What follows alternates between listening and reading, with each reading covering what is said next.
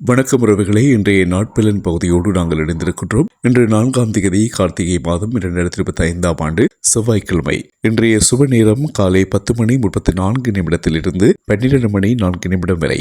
12 ராசிகளில் முதலாவதாக மேஷ ராசி என்பதற்குரிய பலன்களை பார்க்கலாம். மேஷம் லாபம், அதேபோல் ரிஷபம் விருப்பம், மிதுனம் நிலம், கடகம் வெற்றி, சிம்மம் உயர்வு, கன்னி ஆர்வம், துலாம் மகிழ்ச்சி, விருட்சிகம் சிக்கல், தனுசு பலம், மகரம் சிந்தனை, கும்பம் மேன்மை, மீனம் ஓய்வு.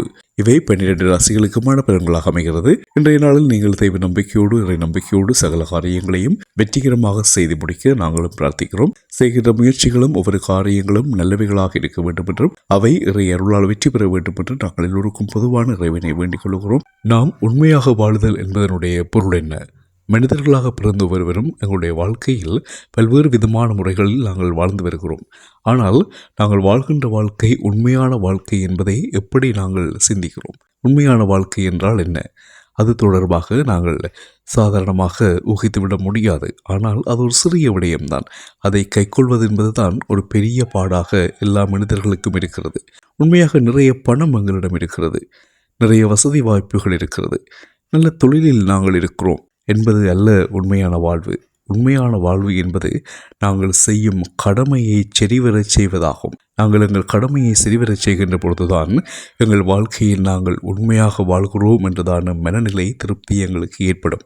அந்த கடமையை நாங்கள் சரியாக செய்யாத இடத்தில் நாங்கள் பொய்யான வாழ்க்கையை வாழ்ந்து கொண்டிருக்கிறோம் என்பதுதான் மிக முக்கியம். பொதுவாக சொல்வார்கள், கடமை என்பது கண்ணை போன்றது. எங்கள் கண்ணை நாங்கள் எவ்வளவு கவனமாக பாதுகாக்கிறோம் இல்லையா? ஒரு நொடி எங்கள் கண்ணில் ஏதாவது ஒரு தூசி விழ நேரிட்டால் உடனே கண்ணிமை தானாக மூடிக்கொள்கிறது. அதே போல்தான் எங்கள் வாழ்க்கையிலும், எங்கள் வாழ்கின்ற வாழ்க்கையில் ஏதாவது ஒரு பிரச்சனை வரப்போகிறது என்றால் உடனே நாங்கள் விழித்துக் கொள்கிறோம். எங்கள் கடமைகளை நாங்கள் சரியாக செய்கின்ற பொழுது அந்த கடமைகள் மூலமாக நாங்கள் நல்ல பலன்களை பெற்றுக்கொள்கிறோம். எனவே கடமை என்பது மிகவும் கண்ணியமானது. அந்த கடமையை நாங்கள் சரிவர செய்ய அனைவரும் முயற்சிக்க வேண்டும். எங்கள் வீட்டில் ஒவ்வொரு கதாபாத்திரத்தில் நாங்கள் இருக்கிறோம்.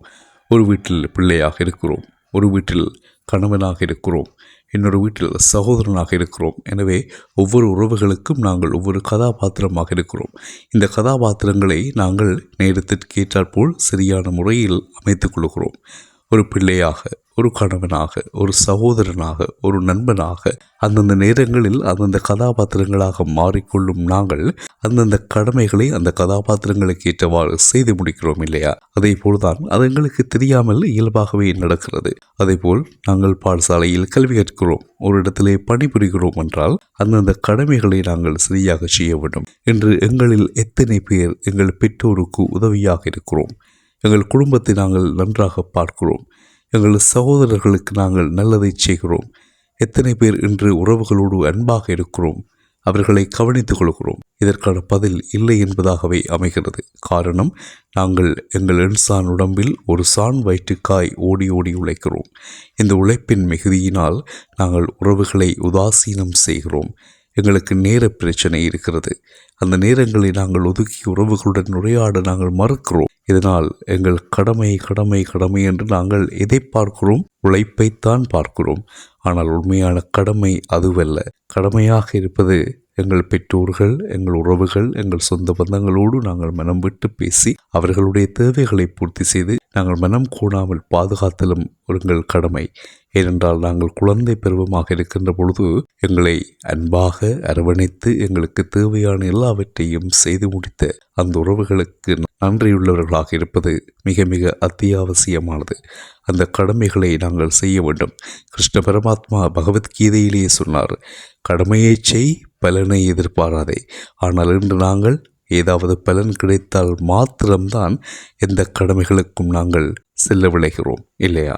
எனவே எங்கள் வாழ்க்கையில் எல்லாவற்றிற்கும் பலன் வேண்டும், பலன் வேண்டும். பலன் இல்லாத காரியங்களில் ஈடுபடக்கூடாது. அவை பிரயோசனமற்றது என்று நாங்கள் எண்ணி தட்டிவிடுகின்ற எல்லா சந்தர்ப்பங்களிலும் நாங்கள் பலவற்றை எங்கள் வாழ்க்கையில் இழக்கிறோம். நல்ல பல விடயங்களை நாங்கள் மனமுவந்து செய்கின்ற பொழுது நாங்கள் எதிர்பாராத பலன்களை இறையருளால் பெற்றுக்கொள்கிறோம். எனவே கிருஷ்ண பரமாத்மனுடைய பகவத்கீதையில் சொன்னது போல கடமைகளை நாங்கள் சரிவர செய்வோம், பலன் தானாகவே கிடைக்கும். இன்றிலிருந்து உணர்ந்து செயற்படுவோம் உறவுகளே. மீண்டும் நல்ல பலன் பகுதியோடு நாளை சந்திக்கலாம் உறவுகளே.